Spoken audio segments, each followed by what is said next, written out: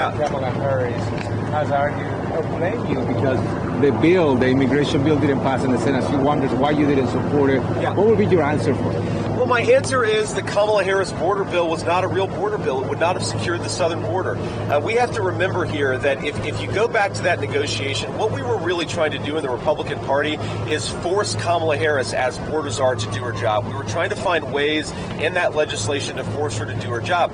Now, nobody disagrees that Kamala Harris could close down the southern border right now if she wanted to. The entire exercise of that bill was, how do we force her to do something that she clearly wasn't going to do? And what we basically realized is there's no way to do it. There is no way to force a vice president who's the border czar or a president to shut down the border if they don't want to.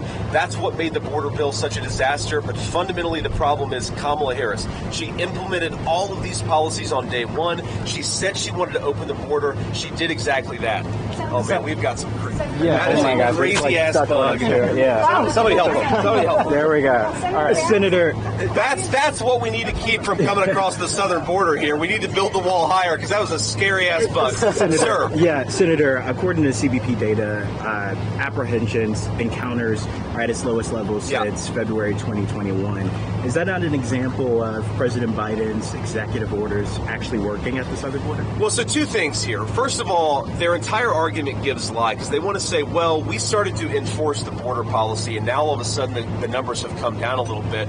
Well, if that's true, then how can they possibly say they needed this border bill to do their job? They're saying right now we're doing our job, and all that they needed was for Joe Biden and Kamala Harris to actually take some executive action.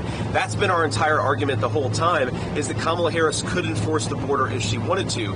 Now, unfortunately, the argument that they're making doesn't actually make sense because while border crossings at the southern border have come down, all they've done is redirect them to the ports of entry into airports. So if you look at the total number of crossings, both coming in through the southern border, but also coming in through airports and other ports of entry, the numbers haven't come down at all. It's all kabuki theater. They're shifting numbers from the southern border to our ports of entry to try to tell the American people the numbers have come down. In reality, the numbers are as bad as they were at the beginning of her administration.